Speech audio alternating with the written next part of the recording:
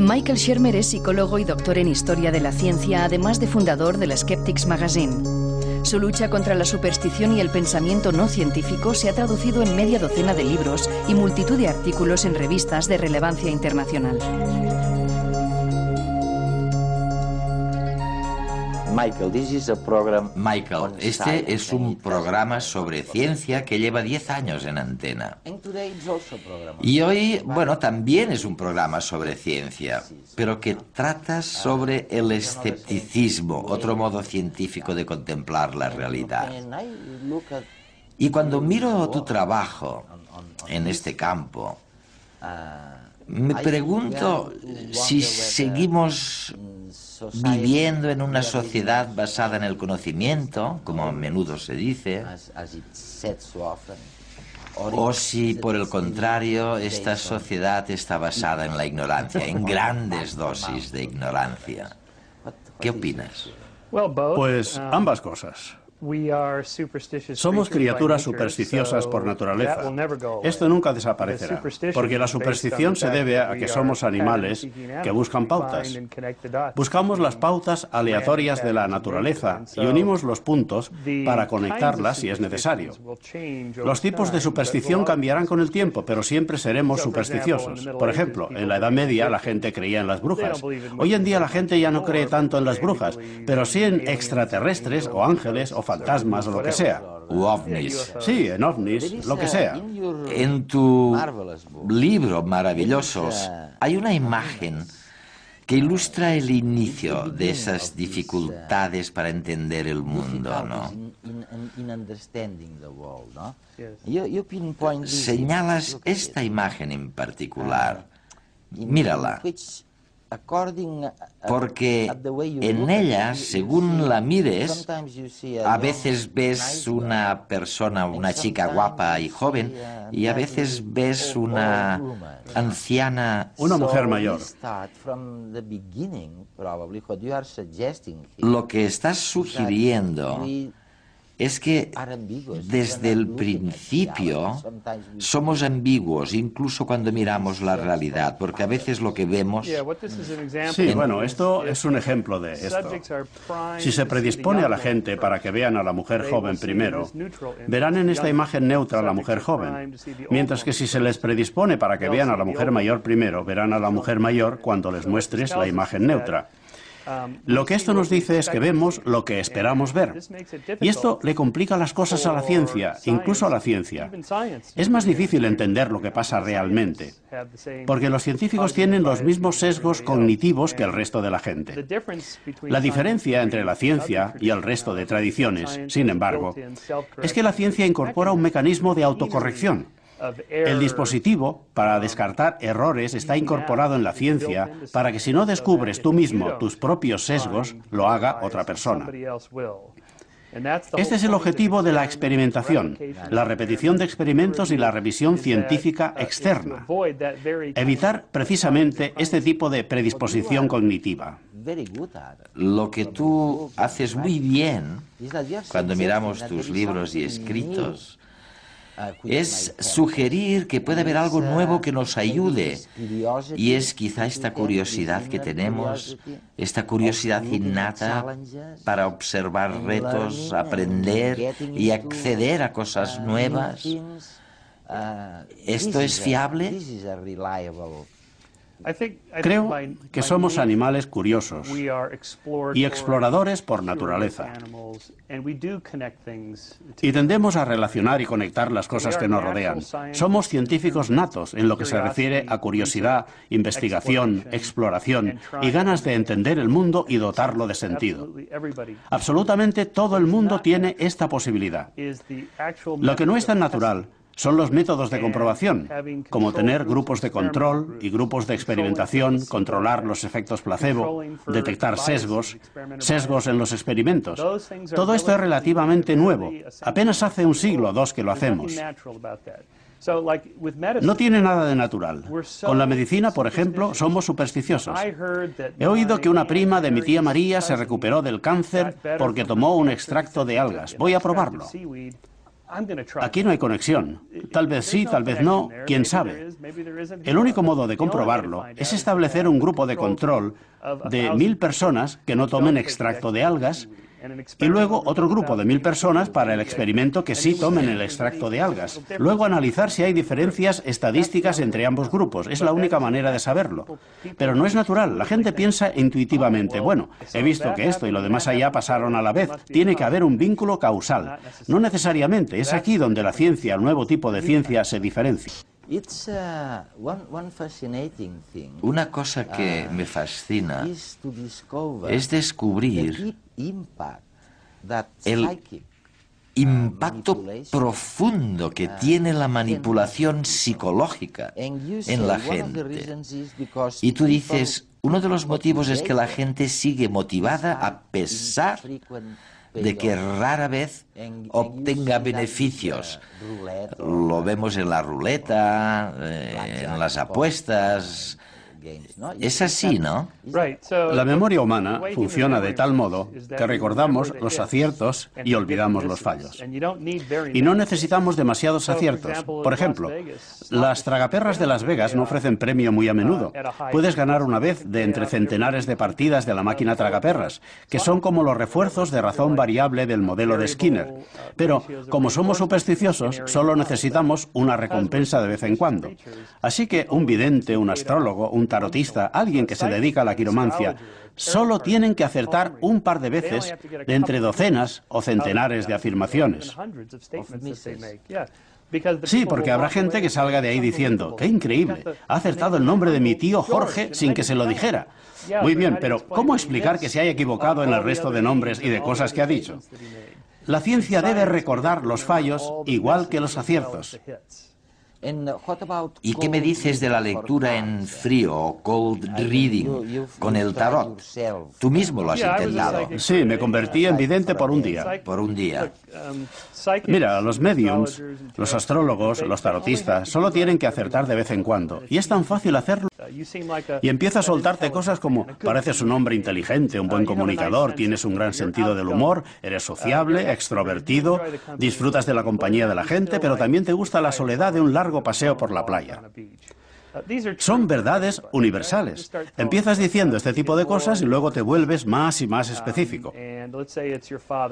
Pongamos que tu padre ha fallecido. Te diría algo parecido a, me está diciendo algo de un reloj. Dice algo del reloj. ¿Qué significa? Pues bien, resulta que la mayoría de hombres conservan el reloj de su padre o su abuelo cuando fallecen. Estos recuerdos son así para todos. Y el vidente se aprovecha de este tipo de cosas, porque la gente no lo sabe y puede creer que obtiene esta información de ultratumba, pero es pura psicología. Y algunas de estas personas realmente son actores, es decir, gente que juega con la mente de los demás sabiendo que son artistas que realmente manipulan a la gente. Pero otros, en cambio, fingen que realmente pueden hablar con los muertos.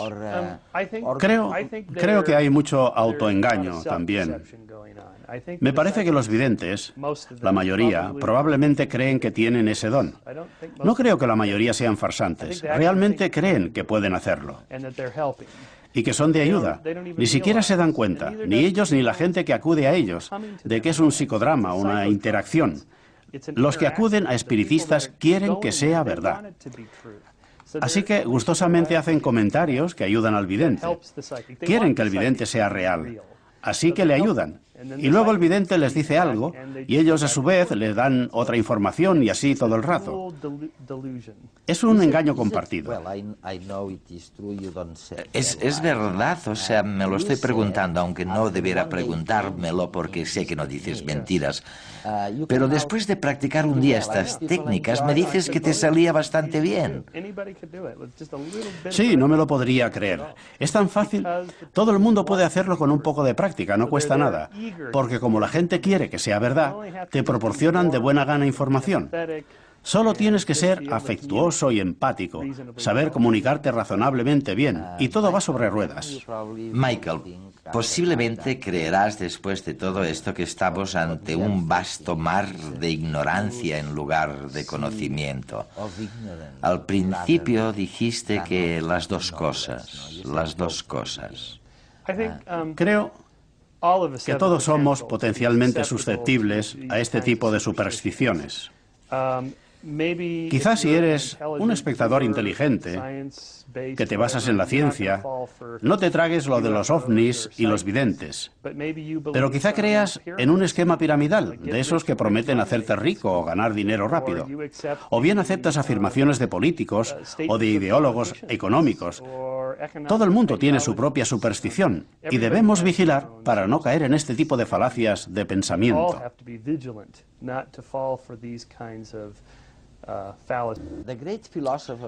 El gran filósofo Francis Bacon fue precursor de tu revista Skeptic y de la colección de ciencia y de aficionados a la ciencia. Él decía que había 4 grandes fuentes de prejuicios.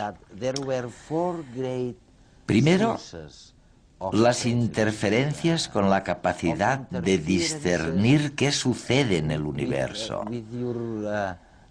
Decía que en primer lugar estaban los ídolos de la caverna. Él los llamaba así. Sí, repasémoslo un poco. Existen diferentes sesgos. Él los llamaba ídolos, nosotros los denominaríamos sesgos. Los que dependen de mí mismo, de mi personalidad, de cómo me han criado, quiénes han sido mis familiares, colegas, profesores, estos serían mis propios sesgos. También tenemos los sesgos de grupo, de nuestra comunidad específica, ya sea de estadounidenses, españoles, hombres, adivinos o lo que sea. Luego están los sesgos inherentes al propio lenguaje, al modo en el que hablamos y pensamos sobre el mundo. Y finalmente, los que se derivan de cómo somos como especie, del diseño de nuestro cerebro, por ejemplo. Creo que tendemos a ver el mundo en blanco y negro, dividiendo entre el bien y el mal, ellos y nosotros. Hay una especie de dualidad binaria a la hora de contemplar el mundo, que probablemente se deba a la estructuración de nuestros cerebros. ¿Y qué tipo de herramientas les estamos dando a los niños para entender el universo? Si todo esto que dices es verdad, ¿hemos mejorado recientemente? Es decir, en los últimos 50 años, las herramientas que les damos a los niños para entender el universo. Espero que sí. Creo que si lo analizamos con una perspectiva amplia, en los últimos 100 o 500 años, todo ha mejorado mucho. La gente es menos supersticiosa como cultura, tenemos menos supersticiones y podemos agradecérselo, creo, a la educación pública, el auge de la ciencia, la ilustración. Pero si tomamos los últimos 40 o 50 años, el panorama no es tan bueno. Y creo que se debe en parte a que no resulta natural pensar escépticamente. Lo que intentamos hacer en Skeptics es demostrar que el escepticismo debe incorporarse al proceso educativo.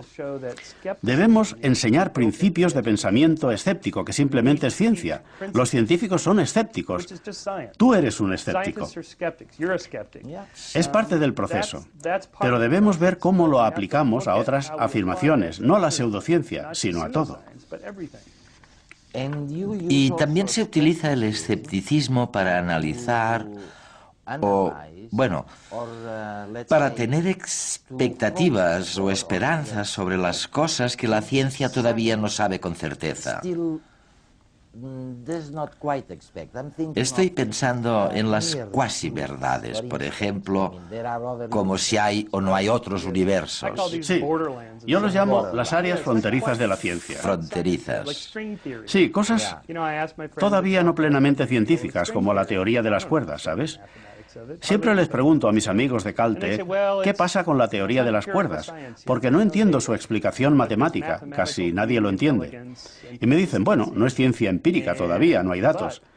Pero esta teoría tiene belleza matemática, elegancia y coherencia.